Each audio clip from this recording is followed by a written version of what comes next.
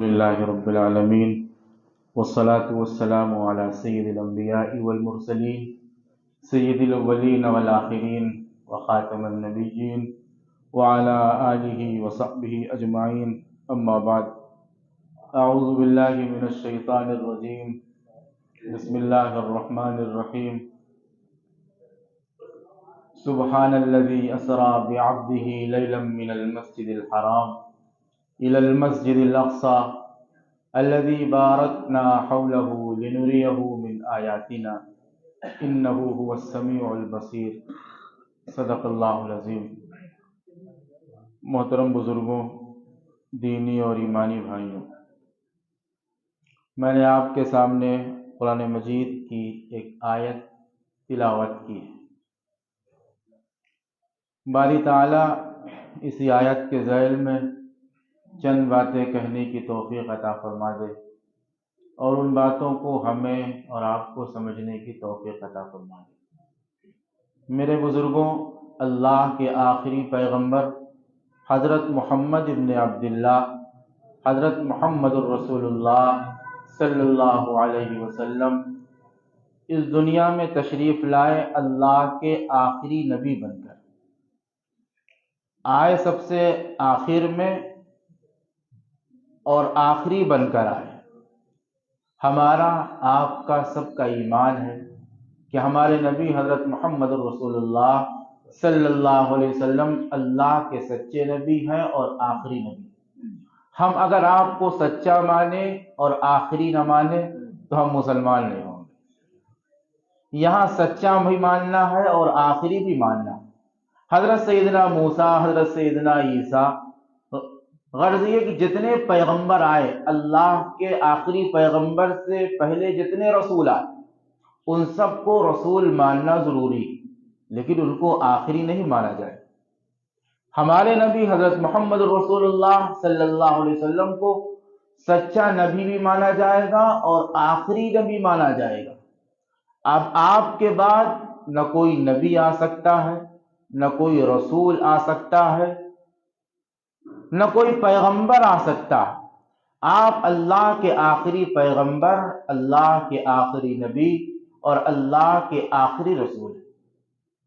آپ جب تشریف لائے تو آپ مکے میں رہے 40 سال تک، اس کے بعد نبوت کا آپ نے اعلان فرمایا۔ اللہ نے آپ کو نبی بنایا۔ یوں تو آپ حضرت سیدنا آدم علیہ نبینا وعلیہ الصلاۃ والسلام سے پہلے نبی بنائے جا چکے تھے، لیکن آپ نے اپنی نبوت کا اعلان 40 سال کے بعد کیا۔ جب آپ نے نبوت کا اعلان فرمایا تو آپ کے اپنے آپ کے دشمن ہو گئے، آپ کے گھر والے آپ کے دشمن ہو گئے، آپ کے چچا آپ کے دشمن ہو گئے، آپ کے بھتیجے آپ کے دشمن ہو گئے،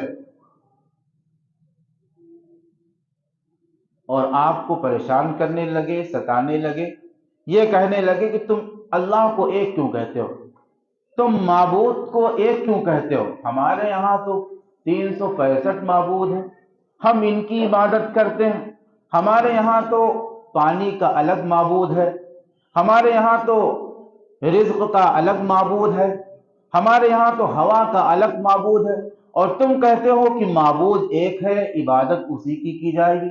صرف اس بنیاد پر پورا مکہ، آپ کا پورا خاندان آپ کا دشمن ہو گیا اور بے انتہا ستایا، ایسا ستایا کہ جس کے بارے میں ہم لوگ تصور نہیں کر سکتے، سوچ نہیں سکتے، اتنا ستایا۔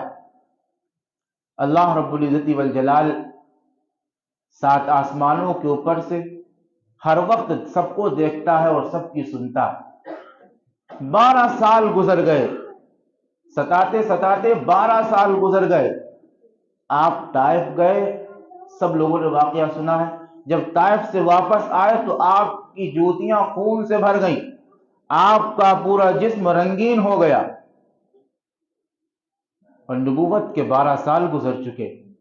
اللہ کو ترس آیا اور اللہ نے سوچا کیوں نہ ایسا ہو کہ ہم اپنے پیغمبر کو اپنے پاس بلا کر तसल्ली दे दें, उन्हें सुकून हासिल हो जाए, उन्हें इत्मीनान क़ल्ब हासिल हो जाए। आपको आसमानों पर बुलाने का अल्लाह ने फैसला फरमा लिया, जिसको हम आप सब मेराज कहते हैं, इसरा और मेराज कहते हैं। और ये वही महीना है, इसी महीने की 27 तारीख को, रजब की 27 तारीख को अल्लाह ने आपको आसमान पे बुलाया। रजब में इसलिए बुलाया कि रजब का महीना मोहतरम महीनों में, कुरान कहता है इन्ना इद्दतश्शुहूर इंदल्लाहि इस्ना अशरा शहरन फी किताबिल्लाह यौम खलक़स समावाति वल अर्द मिन्हा अर्बाअतुन हुरुम, कि अल्लाह ताला ने ज़मीन बनाया, आसमान बनाया और 12 महीने बनाए, और उन 12 महीनों में 4 महीने मोहतरम बनाए। ये कुरान का ऐलान। वो 4 महीने कौन कौन से हैं जिनको अल्लाह ने मोहतरम बनाया, इसका ऐलान अल्लाह के पैगंबर फरमा रहे हैं कि देखो, ज़ुल्क़ादा का महीना हुर्मत वाला है, ज़ुल्हज्जा का महीना हुर्मत वाला है, रजब का महीना हुर्मत वाला है, और मुहर्रमुल हराम का महीना हुर्मत वाला है। ये महीने ऐसे हैं कि इन महीनों में जंगें रुक जाया करती थी, इन महीनों में कुफ़ार और मुशरिकीन झगड़ा नहीं करते थे, और इनका एहतराम हुजूर अकरम सल्लल्लाहु अलैहि वसल्लम की बेसत से पहले ही मुसल्लम था इन महीनों का। इसी महीने की 27 तारीख को अल्लाह रब्बुल इज़्ज़ति वल जलाल ने अपने आखिरी पैगंबर सल्लल्लाहु अलैहि वसल्लम को आसमान पर बुलाने का फैसला करना।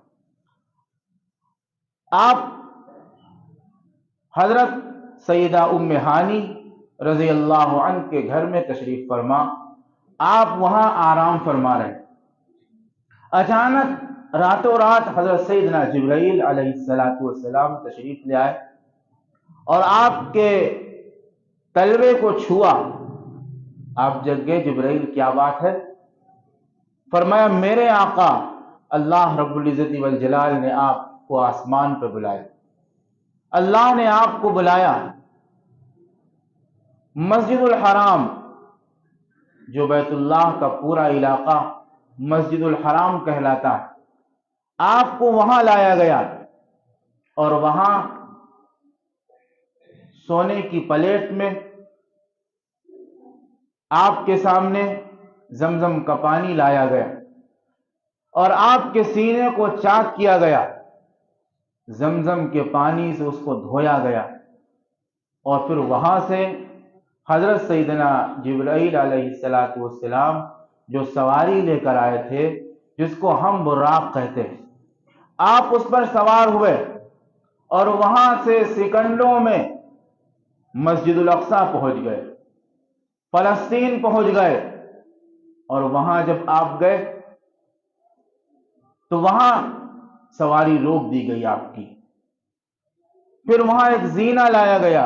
वो जीना कैसा रहा होगा, उसकी क्या कैफियत रही होगी, अल्लाह जाने। हजरत सैयदना जिब्राइल ने उस जीने को आपके सामने किया। आप उस जीने पर चढ़ते गए और चढ़ते गए, यहां तक कि आप आसमानों पे पहुंच गए। जब आप आसमान पे पहुंचे तो पहले आसमान पे हजरत सैयदना आदम अला नबीना अलैहिस्सलातु वस्सलाम, जो दुनिया के पहले इंसान भी हैं और पहले नबी भी हैं, उनसे मुलाकात हो रही। दूसरे आसमान पे हजरत सैयदना ईसा अला नबीना अलैहिस्सलातु वस्सलाम से मुलाकात हो रही। तीसरे आसमान पे हजरत याहया से मुलाकात हो रही है। चौथे आसमान पे हजरत मूसा से मुलाकात हो रही। कभी हजरत हारून से मुलाकात हो रही, कभी हजरत इदरीस से मुलाकात हो रही। गर्ज ये कि पैगंबरों से आपकी मुलाकात हो रही। और जब आपकी मुलाकात पैगंबरों से हो रही है तो हजरत जिब्राइल बता रहे हैं कि देखो, ये वही अल्लाह के आखिरी पैगंबर हैं जिनका तस्करा तुम लोगों ने अपनी किताबों में और अपनी सहीफों में पढ़ा है और सुना है। हजरत सैयदना जिब्राइल तारुफ करा रहे हैं और अल्लाह के आखिरी पैगंबर चलते जा रहे हैं, चलते जा रहे हैं। कहां जा रहे हैं? कुरान कह रहा है इंद सिदरतुल मुंतहा इंदहा जन्नतुल मावा। सिदरतुल मुंतहा पहुंच गए, जन्नतुल मावा पहुंच गए। वो सिदरतुल मुंतहा जहां اللہ کے احکام آ کے رکتے ہیں. اللہ کوئی حکم نازل کرتا ہے تو پہلے وہ سدرۃ المنتہا پہ رکتا ہے، پھر وہاں سے زمین پہ نازل ہوتا ہے، اور زمین سے جو اللہ کے بندوں کے اعمال جاتے ہیں وہ وہیں پہ جا کے ٹھہر جاتے ہیں سدرۃ المنتہا پہ، اور پھر وہاں سے اوپر جاتے ہیں. آپ نے اس کو دیکھا، اور وہ درخت ایسا ہے، اس کے پتے اتنے بڑے ہیں کہ ایسا لگتا ہے کہ ہاتھی کے کان ہیں، اور اس کے پھل ایسے ہیں ایسا لگتا ہے کہ یہ مٹکے ہیں. اللہ کے پیغمبر صلی اللہ علیہ وسلم ان کو دیکھ رہے ہیں. پھر ایک مقام وہ آیا جہاں آپ کو حضرت سیدنا جبرائیل نے چھوڑ دیا اور فرمایا کہ اب میں آپ کو آپ کے ساتھ نہیں جا سکتا.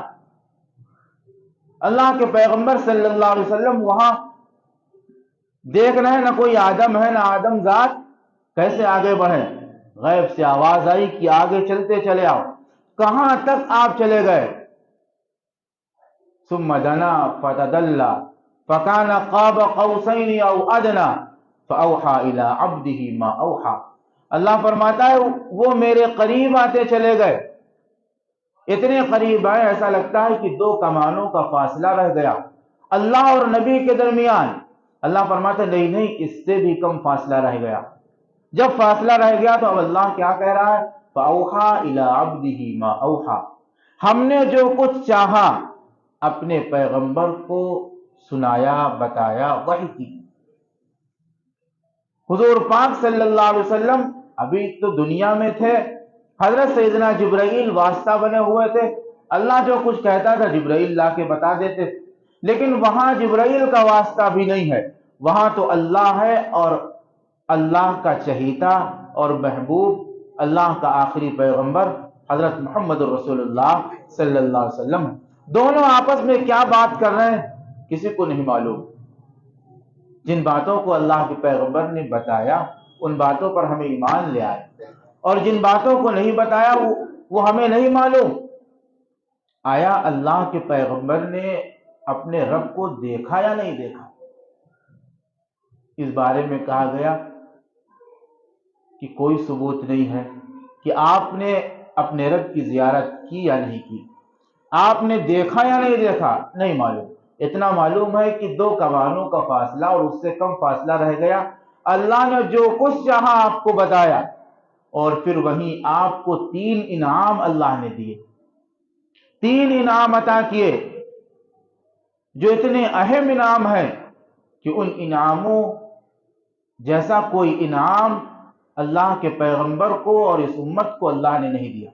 سب سے بڑا انعام اور پہلا انعام یہ انسان کو اپنے رب سے رشتہ جوڑنے کا ذریعہ نماز اللہ نے عطا کی. نماز جیسا تحفہ عطا فرمایا. اور آپ جانتے ہیں کہ 50 نمازیں آپ کو دی گئی تھی. وہ تو حضرت موسیٰ علیہ نبینا علیہ الصلوۃ والسلام نے اللہ کے آخری پیغمبر کو ٹوکا اور کہا کہ آپ اس میں تخفیف کروائیے. آپ جاتے رہے آتے رہے جاتے رہے آتے رہے یہاں تک کہ 5 بجی. حضرت موسیٰ نے پھر بھی کہا کہ یہ امت اتنا بھی نہیں کر پائے گی، آپ اور کم کرائیے.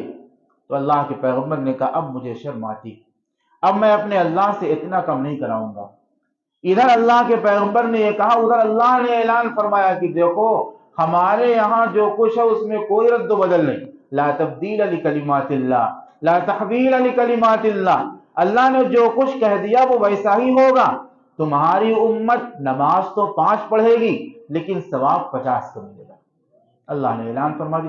یہ اتنا بڑا انعام اسی رات اللہ نے عطا فرمایا. دوسرا انعام سورہ بقرہ کی آخری آیت اسی وقت اللہ نے آپ کو عطا کی، آمن الرسول سے لے کر آخر تک. پھر تیسرا انعام یہ عطا کیا گیا اور یہ بتایا گیا کہ آپ کی امت کے تمام گناہ معاف کر دیے جائیں گے سوائے شرک کے. شرک ایک ایسا گناہ ہے جس کی معافی اللہ کے یہاں نہیں ہے. اگر بغیر اللہ سے توبہ کیے دنیا سے رخصت ہو گیا تو. پچھلی امت میں ایسا تھا کہ گناہ معاف نہیں ہوتے تھے، ناپاکی لگ جاتی تو کپڑا صاف نہیں ہوتا تھا. کپڑا بہانا پڑتا تھا، کاٹ دینا پڑتا تھا۔ یہ اللہ نے اپنے آخری نبی کی امت پر اتنا رحم فرمایا کہ پاکی کا طریقہ بتایا اور اعلان فرما دیا تمہارے تمام گناہ معاف ہو جائیں گے اللہ کے ہاں سوائے شرک کے۔ شرک ایک ایسا گناہ ہے جو اللہ کے ہاں سزا دے کر بھی معاف نہیں کیا جائے گا، اور جتنے بڑے سے بڑے گناہ ہیں بغیر توبہ کیے مر گئے تو اللہ کے ہاں سزا دے کر ان کی معافی کا اعلان کر دیا جائے۔ پھر آپ کو جنت دکھلائی گئی، جہنم دکھلائی گئی، غرض یہ کہ آپ کو ہر چیز کا مشاہدہ کرایا گیا۔ آپ نے دیکھا کہ کچھ لوگ ہیں جن کے ناخن تانبے کے ہیں اور وہ اپنے ناخنوں سے اپنا چہرہ اور اپنا سینہ نوچ رہے، پھاڑ رہے۔ پوچھا اللہ کے پیغمبر نے کہ جبرائیل یہ کون لوگ ہیں؟ فرمایا یہ وہ لوگ ہیں جو دنیا میں ایک دوسرے کی غیبت کیا کرتے، ایک دوسرے کی برائی کیا کرتے تھے، ایک دوسرے کی آبرو ریزی کیا کرتے تھے۔ آج ان کی یہ سزا ان کے رب نے مقدر کی۔ تھوڑا آگے اور بڑھے، دیکھا کچھ لوگ ہیں جو کانٹے دار درخت اور جہنم کے پتھر کھا رہے ہیں۔ پوچھا اللہ کے پیغمبر نے یہ کون لوگ ہیں؟ ان کی یہ سزا کیوں ہے؟ فرمایا جبرائیل نے یہ لوگ دنیا میں اپنے مال کی زکوٰۃ نہیں نکالتے، یہ لوگ دنیا میں اپنے مال کی زکوٰۃ نہیں نکالتے تھے، آج یہ کانٹے دار درخت اور جہنم کے پتھر کھا رہے ہیں۔ تھوڑا آگے اور بڑھے، دیکھا کچھ لوگ ہیں جن کے پیٹ ایسے اتنے بڑے بڑے ہیں کہ ایسا لگتا ہے کہ اس کے رہنے کے گھر ہوں، اور ان پیٹوں میں باہر سے سانپ نظر آ رہے، باہر سے سانپ جھلک رہے۔ اللہ کے پیغمبر نے پوچھا جبرائیل یہ کون لوگ ہیں؟ فرمایا اے میرے آقا یہ لوگ دنیا میں سود کھایا کرتے تھے، اللہ نے ان کی یہ سزا مقدر فرما دی۔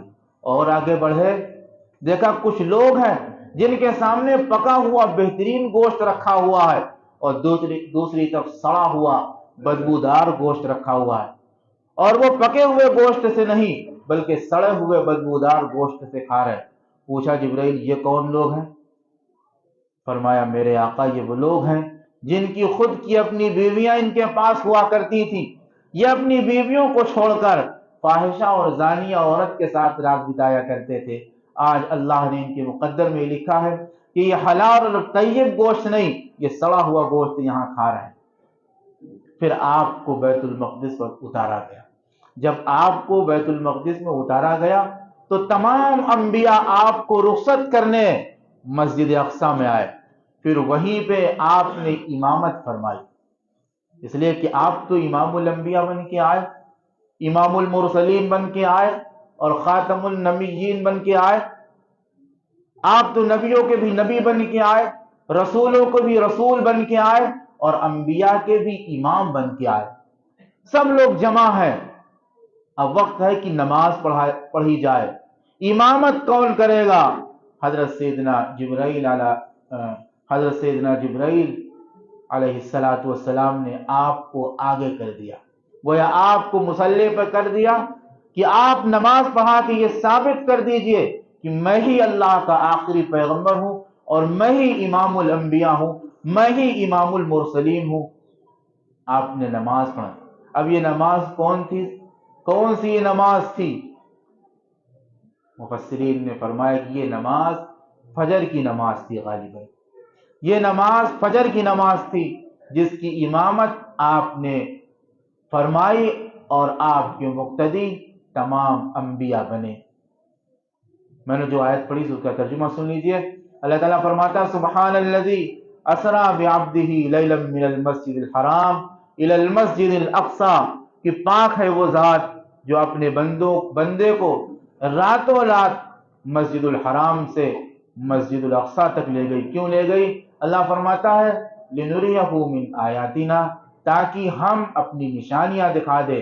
اس لیے کہ بیت المقدس کے ارد گرد فلسطین کے پورے علاقے میں انبیاء کی قبریں ہیں، وہاں انبیاء مدفون ہیں اور وہ برکت والا علاقہ ہے، وہاں ہر چیز کی پیداوار ہے۔ اللہ فرماتا ہے یہ میری نشانی ہے، میں نے چاہا کہ میں اپنی نشانیاں تمہیں دکھا دوں، اس لیے میں نے مسجد الحرام سے تمہیں اٹھایا اور مسجد الاقصی میں تمہیں روکا تاکہ اپنی نشانیوں کا مشاہدہ تمہیں کرا دوں۔ انہ هو السمیع العلیم، اللہ سب کچھ دیکھتا ہے اور جانتا ہے۔ اللہ رب العزت والجلال ہم سب کو سمجھنے کی توفیق عطا فرمائے اور عمل کرنے کی توفیق عطا فرمائے، اور اس معراج کی سچائی ہمارے دل میں بیٹھ جائے۔ ہم میں سے ایسے ہیں جو یہ سمجھتے ہیں کہ آپ کو معراج جسمانی نہیں ہوئی بلکہ آپ خواب میں گئے، ایسا نہیں ہے، بلکہ آپ اپنے جسم مبارک کے ساتھ گئے، اور آپ کے علاقے کا جو قافلہ شام سے واپس ہو رہا تھا آپ نے ان سے ملاقات بھی کی۔ آپ اپنے جسم کے ساتھ گئے اور رات کے چند حصے میں آپ نے سب کچھ کیا۔ روایت کرنے والے تو یہاں تک بتاتے ہیں کہ آپ لوٹ کے آئے تو آپ کا بستر بھی گرم تھا اور آپ کے دروازے کی کنڈی بھی ہیل نہیں تھی، وہ سیکنڈوں میں یہ سارے کام ہو گئے۔ کیوں؟ اللہ کے لیے یہ سب کرنا کوئی مشکل بات نہیں ہے۔ وہ تو یہ اعلان کرتا ہے انما اراد اللہ ان یقول له کن فیکون، جب وہ چاہتا ہے کسی چیز کے کرنے کا تو وہ کہتا ہے کہ ہو جا، وہ چیز ہو جایا کرتی۔ اللہ کے لیے کیا مشکل ہے؟ اس نے رات کے ایک حصے میں اللہ کے پیغمبر کو پورے آسمانوں کی سیر کرا کر، وہاں کے عجائبات دکھا کر، جنت اور جہنم کا مشاہدہ کرا کر اسی مکے میں واپس کر دیا، اور مکے والوں نے بھی آپ کو تکذیب بھی کی، آپ کو جھٹلایا بھی، لیکن جو چیز سچی ہے اس چیز کو کبھی کوئی جھٹلا نہیں سکتا۔ اللہ رب العزت والجلال ہم سب کو سمجھنے کی توفیق عطا فرمائے۔ وآخر دعوانا الحمد للہ۔